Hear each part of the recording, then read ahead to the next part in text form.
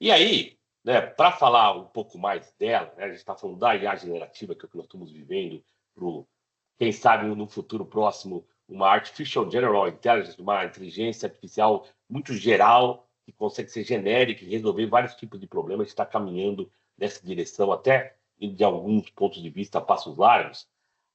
Primeira coisa que eu queria trazer é que essa tecnologia ela não é tão nova assim. Nós estamos falando de uma revolução, ela é longeva, vai completar em 70 anos desde que o nome foi apresentado ao mundo, inteligência artificial, que foi um nome que alguns pesquisadores se uniram em 1956 por John McCarthy e definiram esse nome para esse campo de estudo da ciência da computação. Antes dessa reunião, já tinha gente falando sobre essas ideias. Alan Turing é um dos considerados pais da computação, e nós falamos do sistema de especialistas, árvores de decisão nos anos 60, 70, depois da aprendizagem de máquina nos anos 90 e no comecinho desse milênio.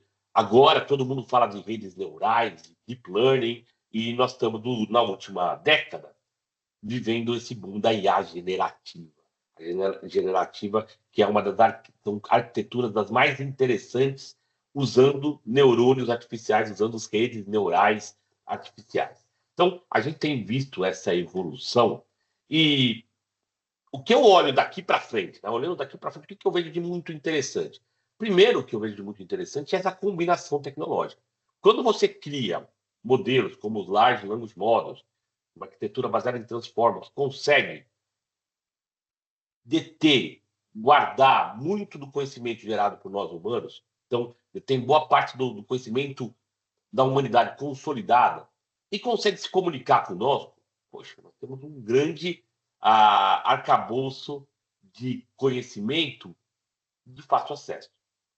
E esse arcabouço, ele vai orquestrar outras ferramentas, ele vai orquestrar outras habilidades. Então, quando a gente fala dos agentes, está todo mundo falando muito dos agentes, eu acho que ainda tem muito a se evoluir com o uso de agentes, mas já dá para fazer muitas coisas interessantes.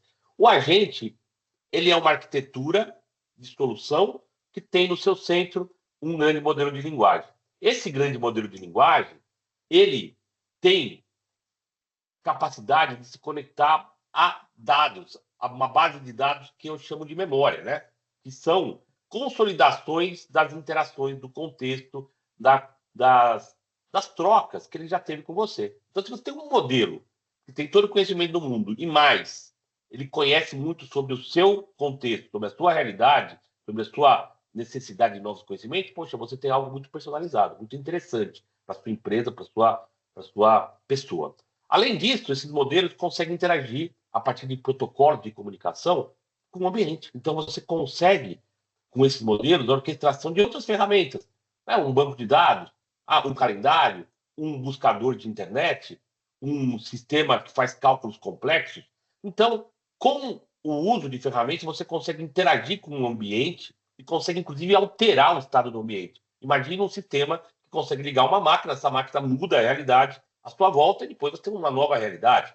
Então, isso é uma outra coisa que um agente, uma arquitetura de agente pode fazer muito bem. E a terceira delas é você plugar esses sistemas que são repositórios de conhecimento, né, que não tem uma capacidade de raciocínio verdadeira, mas ele consegue sim encontrar conhecimento dentro de uma base vetorial de informação gigantesca, que são os modelos de linguagem. Que tal se você começasse a criar mecanismos de raciocínio, de lógica, de permissão que esses modelos pudessem quebrar em subtarefas, buscar melhores práticas, buscar benchmarks, se autoavaliar. Então, nós estamos falando dessa arquitetura dos agentes, que são muito, para minha opinião, é muito promissora.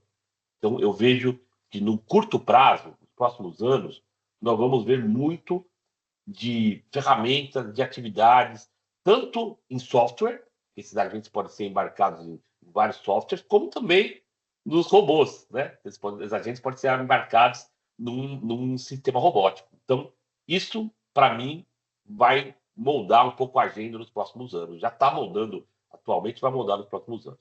Agora, falar mais de futuro de longo prazo é mais complexo aí, né? Então, eu só vou trazer algumas, e pelo tempo, né? Eu quero ouvir os colegas também, vou trazer só umas pitadinhas do que eu acredito que vai moldar o futuro em ação que nós estamos vendo. O que tem por aí, que eu tenho olhado, pesquisado, que eu acho que são muito conceitos interessantes dentro da IA. O primeiro deles é maior e melhor, né? A gente está buscando sistemas que trazem mais dados, trazem soluções com mais camadas. Então, esse conceito de trazer mais neurônios, mais conexões entre os neurônios, trazer mais base de dados, isso tem funcionado até agora e eu acredito que vai continuar a funcionar por um tempo.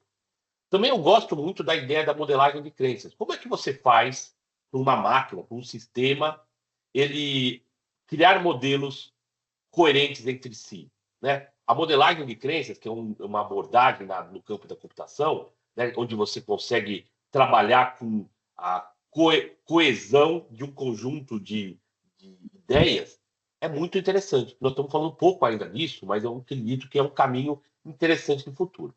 O que a gente tem visto e sempre traz novidades são as novas arquiteturas cognitivas. Tem muitas maneiras de organizar esses neurônios artificiais e usar novas arquiteturas pode trazer coisas incríveis. Eu vou trazer a última delas, da IA generativa, como ela tem evoluído rápido, uma arquitetura de 2022, uma ideia, uma inovação de 2022. Nós também temos o que ele chama de metacognição, né? Cadeias de pensamento, essa capacidade de criar formas de raciocínio lógico para IA, usando o gráfico de conhecimento, usando a ideia das árvores de decisão e coisas assim, também eu acho que é muito promissora. A gente começar também a estudar e organizar a ideia da IA causal, sair da ideia da correlação, que nós temos muito forte hoje nos modelos de inteligência artificial, e criar mecanismos que permitam prever causalidade, né? É um outro caminho muito promissor. Eu não vou falar muito de IA quântica, porque nós temos um especialista em quântica aqui também no grupo, mas a IA combinada com quântica traz um novo tipo de potencial, um novo tipo de computação, um novo tipo de possibilidade de resolução de problemas. Nós também temos a capacidade de desaprender. Como nós desaprendemos desses modelos de redes neurais? Existem mecanismos, formas de apagar conhecimentos aprendidos de forma equivocada, vieses, né? Tem muita gente pesquisando sobre isso. E, por fim, um dos caminhos que eu vejo mais promissores da IA é a IA neurosimbólica, essa capacidade de a gente misturar simbologia, que foi o começo da IA, com todo o poder de uso das redes neurais. Essa combinação dos dois é muito promissora. Para finalizar, né, e deixar os meus colegas, eu quero ouvir um pouco de quântica, um pouco também do que o Camilo tá olhando agora, eu queria mostrar aqui o poder dessas arquiteturas cognitivas especializadas. A gente olha aqui, por exemplo, essa arquitetura que mistura redes de difusão com um transformer. Ela é de 2022, foi criada agora. Ela cria maneiras de você, dentro de uma imagem, conseguir construir as imagens faltantes com base, né, na maneira de pensar o transformer. Então, ela adivinha cenas que seriam próximas cenas, né, e ela reduz, assim, ela sai de uma imagem caótica para uma imagem final. Essas duas coisas juntas geram coisas incríveis. Você está vendo, em 2022 ela foi inventada, hoje IA generativa com vídeo é o que está mais avançando, né, do ponto de vista de capacidades, né? A gente viu o lançamento do Sora 2 faz uma semana, 2 semanas, o Veo 3 do Google, Sora 2 que era OpenAI, o Veo 3 do Google também está por aí, e eu trouxe um gostinho do que seria, né, o que dá para fazer com isso. Peguei uma imagem lá do nosso site, do Instituto Brasil Digital, e fiz um videozinho aqui com o Veo 3 aqui, rapidinho, com toda a minha incapacidade de gerar não sou uma pessoa especializada em cinema e em artes visuais, mas consegui fazer com pouco esforço esse vídeo aqui para vocês verem. Por um futuro melhor.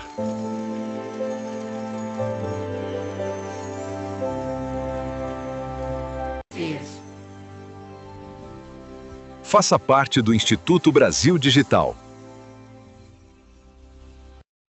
Então, isso está disponível, está fácil, isso vai cada vez mais permear o nosso dia a dia.